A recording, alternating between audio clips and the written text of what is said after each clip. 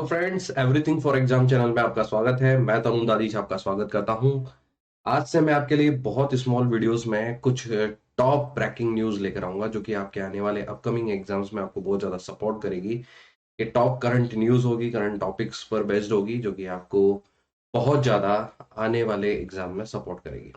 तो स्टार्ट करता हूं सबसे पहले आज की टॉप न्यूज के साथ। तो आप ध्यान दीजिएगा, स्क्रीन पर आप देखिएगा कि अभी सबसे बड़ा जो मेन टॉपिक चल रहा है वो है कॉमनवेल्थ। अगर आप ध्यान से देखेंगे तो अभी जो सबसे बड़ा टॉपिक है वो है कॉमनवेल्थ गेम्स, जो कि कॉमनवेल्थ गेम अगर आप देखेंगे तो ये चल रहे हैं बर्मिंघम। और बर्मिंघम आप बहुत अच्छे से जानते हैं कि कहाँ पर आता है, ये इंग्लैंड में आता है। तो 2022 के कॉमनवेल्थ गेम्स का जो वेन्यू है वो आपको याद करना है। तो 2022 के कॉमनवेल्थ गेम्स का वेन्यू जो है वो है बर्मिंघम, और ये इंग्लैंड में आता है। और ध्यान दीजिएगा, साथ के साथ कॉमनवेल्थ गेम्स की शुरुआत जो हुई थी वो 1930 में हुई थी, ये भी आपको याद रखना है।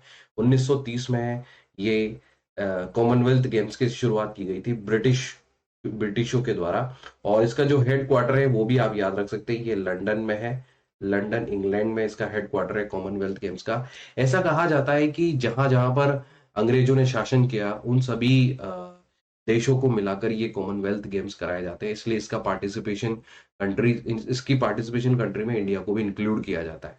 तो ध्यान दीजिएगा इस समय इंडिया की पोजीशन क्या है। अगर आप ध्यान से देखेंगे कि इस जो 2022 चल रहा है कॉमनवेल्थ गेम्स, इसमें इंडिया ने अब तक 5 गोल्ड, 4 सिल्वर और 3 ब्रॉन्ज मेडल जीत लिए। यानी कि टोटल अगर अपन बात करें तो इंडिया के पास 12 मेडल आ चुके हैं। ये आपको ध्यान देना है कि इंडिया अभी तक 12 मेडल जीत चुका है। और टॉप पर जो कंट्री चल रही है वो है ऑस्ट्रेलिया। याद रहे कि टॉप पर जो कंट्री है वो ऑस्ट्रेलिया, और अब तक ये 31 गोल्ड जीत चुकी है, ये भी आपको याद रखना है। कि बर्मिंघम में जो कॉमनवेल्थ गेम्स चल रहे हैं 2022, और ये वेन्यू आपको याद रखना है। और इसमें इंडिया के अभी तक टोटल 12 मेडल्स हो चुके, जिसमें 5 गोल्ड मेडल है, ये भी आपको याद रखना है। और इसके साथ ही मैं आपको बताना चाहता हूँ कि ध्यान दीजिएगा, स्क्रीन पर आप देखिएगा। स्क्रीन पर अगर आप देखेंगे तो अभी तक भारत ने जो, अगर ध्यान से देखें अगर आप, तो भारत ने टोटल 12 मेडल्स जीते, ये आप देख सकते हैं। लेकिन बात करते हैं कि गोल्ड किस किसने जीता है, तो यहाँ ध्यान से देखिएगा, सिर्फ हम गोल्ड गोल्ड की बात करेंगे तो मीराबाई चानू जो है वो गोल्ड लेकर आई है। मीराबाई चानू जिससे बिलोंग करती है वो है वेट लिफ्टिंग।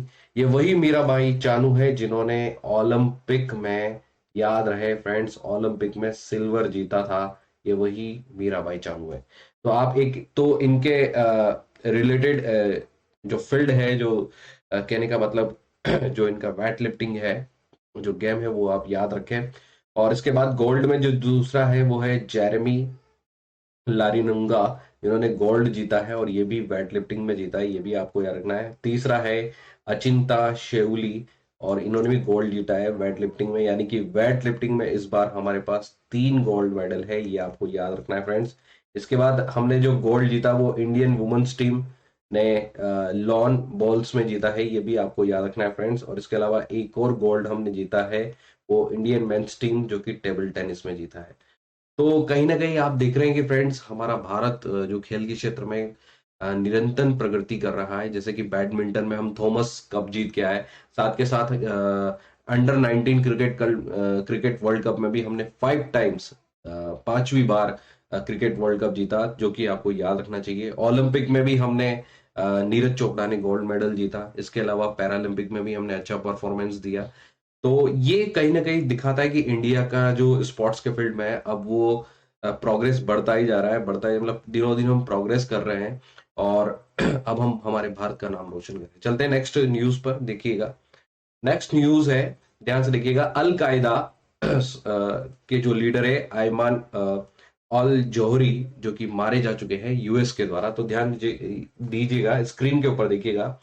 इनको based drone US based drone के द्वारा इनको मारा गया है। ध्यान दीजिएगा, अल कायदा, पहली बात तो बता रहा हूं, अल कायदा ये वही शब्द है जिसके फाउंडर माने जाते हैं ओसामा बिन लादेन, और जिन्होंने वर्ल्ड ट्रेड सेंटर जो कि अमेरिका में आता है उसको गिराया था, उसकी जिम्मेदारी इन्होंने ली थी। उसके बाद अमेरिका ने पाकिस्तान में घुसकर ओसामा बिन लादेन को मार दिया था, और उसके बाद से इस ग्रुप को, अल कायदा को, जो कि यूएस को वार्न करता रहता है। तो यूएस ने अलकायदा के बाद जो इनके फिजिशियन थे, जोहरी, जिन्होंने इसकी जिम्मेदारी ली थी। तो धीरे धीरे एक ड्रोन बेस्ड सर्च के बेसिस पर इनको मार गिराया गया है। तो ये आज की बहुत बड़ी न्यूज भी है। और वैसे आप जानते हैं कि ये अफगानिस्तान से बिलोंग करते हैं और अफगानिस्तान में इनको मारा गया है। और ये एक बहुत बड़ी न्यूज इसलिए भी है क्योंकि क्योंकि अफगानिस्तान में भी क्या चल रहा है, क्राइसिस चल रहे हैं। और कहीं ना कहीं वो क्राइसिस जो स्टार्ट हुए वो यूएस की वजह से ही हुए थे। तो ये न्यूज भी कहीं ना कहीं वेरी इंपॉर्टेंट बनती है, जो आपको याद रखना है। आगे चलते हैं। China threats military operations in response to Nancy Pelosi Taiwan visit. तो पहली बात तो ये आती है, आप स्क्रीन पर ध्यान से देखिएगा कि नैन्सी पॉलिसी क्या है। अगर आप ध्यान से देखेंगे स्क्रीन के ऊपर, ये नैन्सी पॉलिसी, ध्यान दीजिएगा। नैन्सी पॉलिसी जो है वो यूएस, अगर आप बात करेंगे कि यूएस जो हाउस है, यूएस हाउस के स्पीकर है, यूएस हाउस, सेकंड से, यूएस हाउस स्पीकर जो है वो है नैन्सी पॉलिसी, जो कि ध्यान दीजिएगा, यूएस हाउस स्पीकर जो है वो है नैन्सी पॉलिसी। और इनको चाइना ने थ्रेट दिया है। क्यों दिया है चाइना ने थ्रेट, ध्यान दीजिएगा, क्योंकि कहीं ना कहीं चाइना ये चाहता है कि ताइवान उसका हिस्सा है। ताइवान चाइना का हिस्सा है, ऐसा चाइना कहता है। और कहीं और चाइना धीरे धीरे अपना ड्रिल साउथ चाइना सी में भी कर रहा है। इधर से सी पैक चला रहा है, चाइना पाकिस्तान इकोनॉमिक कॉरिडोर। इसके अलावा अगर आप देखेंगे, कोरोना जैसी महामारी जो पूरे विश्व में है और ग्लोबल इकोनॉमिक क्राइसिस जो है वो सारे देशों इसमें आ रहे हैं, उन सबके लिए कहीं ना कहीं चाइना को ही जिम्मेदार माना जाता है। और अगर आप धीरे धीरे देखें कि चाइना सुपर पावर बनने की रेस में भी धीरे धीरे आगे बढ़ रहा है, तो यूएस उसको कमजोर बनाने के लिए ताइवान का साथ दे रहा है, भारत का साथ दे रहा है। क्वेड जैसे ग्रुप में वो भारत के साथ ऐड हो रहा है यूएस। वो किस लिए, क्योंकि ताकि चाइना चाइना को कमजोर किया जा सके। तो इस प्रकार नैन्सी पॉलिसी की जो ये विजिट है, ये एक पॉलिटिकल विजिट है जो कि ताइवान में की गई है। क्योंकि ताइवान पर जो है वो चाइना अपना कब्जा करना चाहता है, लेकिन यूएस ऐसा नहीं होने देना चाहता। तो ये आज की टॉप न्यूज थी जो कि आपको याद रखना चाहिए। आगे चलते हैं, बात करते हैं एशिया कप 2022 इंडिया वेस्ट Pakistan to be played on 28 August as ACC announces scheduled.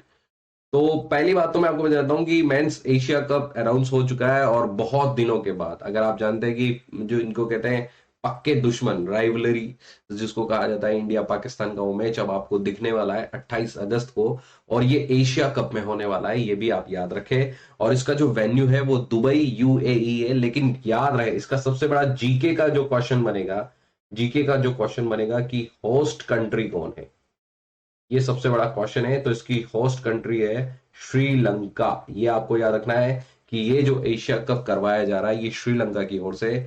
ये श्रीलंका में कंडक्ट नहीं करवाया जा सकता क्योंकि इस समय वहां पर इकोनॉमिक्स जो कह सकते हैं फाइनेंशियल क्राइसिस चल रहे हैं और देश डूब रहा है। ठीक है, वहां का फॉरेन रिजर्व ऑलमोस्ट खत्म हो चुका है और वहां के जो प्रेसिडेंट है वो भाग चुके हैं और न्यू प्रेसिडेंट वहां पर इलेक्ट किए गए। तो इस वजह से श्रीलंका के इन हालातों को देखते हुए कि उनका जो वेन्यू है वो यूएई दुबई में शिफ्ट किया गया है, ये भी आपको याद रखना है।